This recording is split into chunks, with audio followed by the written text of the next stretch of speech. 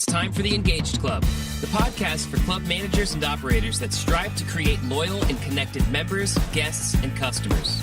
Here are the two guys with the club management and digital marketing advice you need to realize your club's potential. Jim Hope and Roger Kincaid. So great to be podcasting for you again today. I'm Roger Kincaid. I'm the marketing guy from Off Course Golf, and you can see our snazzy website at offcourse.golf.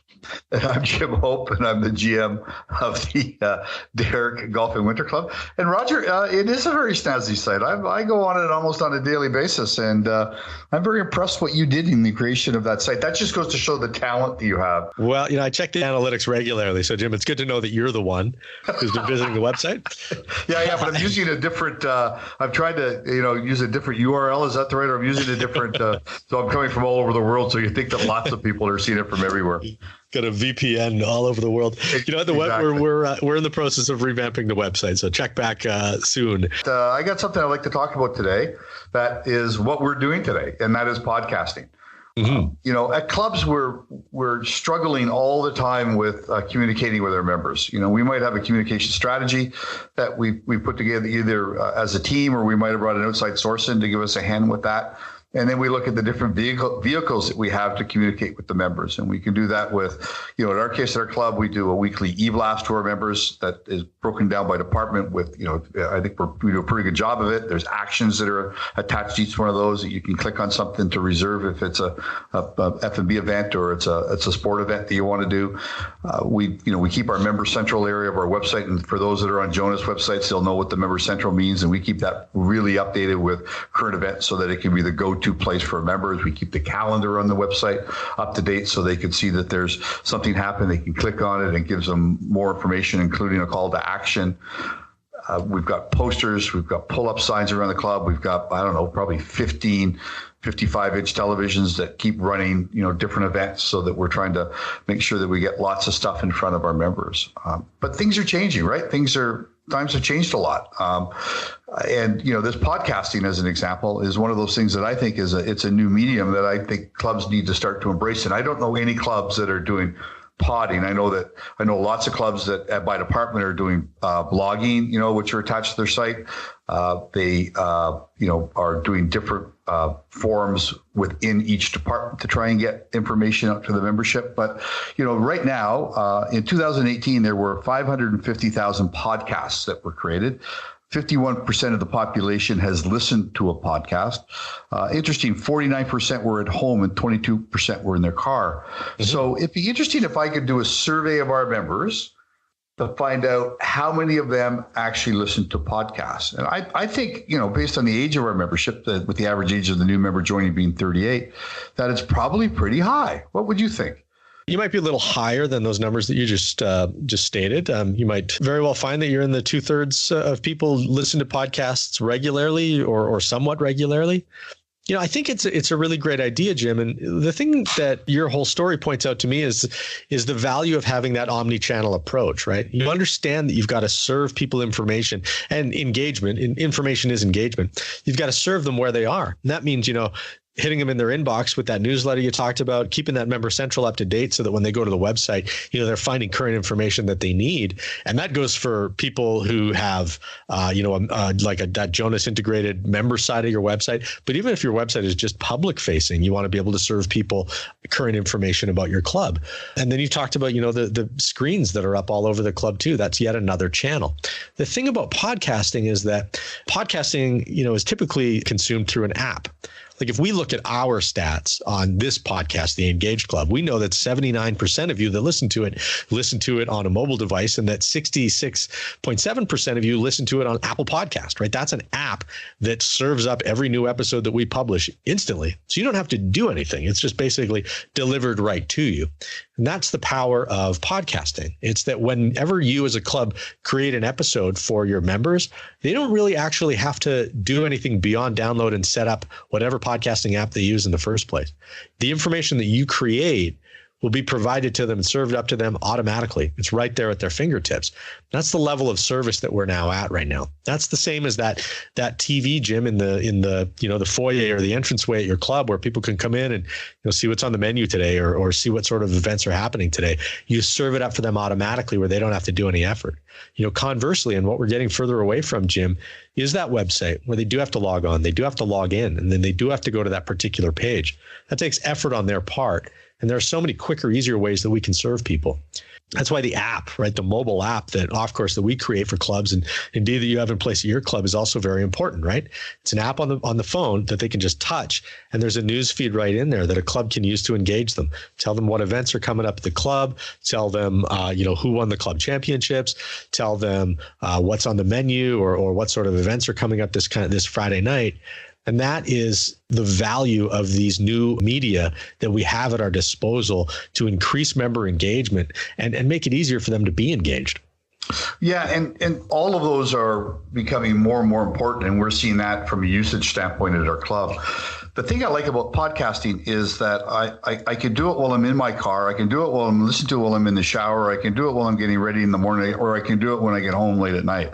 Right. And I don't have to stop to read it. I can just, it can be in the background. And the concept, again, there's two things that stick out with me on this. The positive of all of this is that from a membership standpoint, if they can go on and get a download of a pod every Monday morning from the club that tells them what's happening that week at the club, and with call to actions, and it's Trevor talking about what's happening in the golf shop, and Mike talking about what's happening in athletics, and Dale in F&B. And I think that could be really exciting, because not only are you getting the information, but you're hearing the enthusiasm in the voice of the people delivering it about what they think this could do for you if you participated in it. The downside to all of that goes back to a previous episode that we did about, well, who's going to do it? Who's going to record it? Who's going to edit it? And who's going to post it? Yeah. And my understanding, because, for our podcast, you're the technical guy. You do, all I do is talk into a microphone, and 3 days later it's downloaded onto my phone, and you were the one who got it there. But can you talk just at a high level, what it would take to create a podcast on Monday morning for a 10 or 15 minute podcast and get it onto the different services that are available? Yeah, for sure, Jim. The first thing is, how can I record my voice? Well, if you've got a smartphone, you've probably got a memo recording app. Anything that you can record and save an MP3 will do for your podcasting purposes. Your laptop has a built-in microphone. There are a whole bunch of ways that you can record your voice without going down to Best Buy or going onto Amazon.com and buying a podcasting kit of any sort. Now, it's important to note that all we're trying to do is inform our members. We don't need to be matching CBS for broadcast quality here, okay? We're going for content, not packaging. Now, once you figure out how to record your voice, figure out what you want to say. Do you want just the general manager to be giving a weekly update of what's going on at the club? Or, Jim, as you put it, do you want to task everybody with just recording a quick 30 to 60 second message? It says, hey, here's what you can look for in the golf shop this week. Come on down and see me. I would love to show you X, Y, and Z. Now over to the athletic department where Mike's got an update. And then Mike can go, hey, it's me. I'm at the athletic department and we got these new machines in. Come on over and see me and I'll show you, A, B, and C. So figure out what you want to say.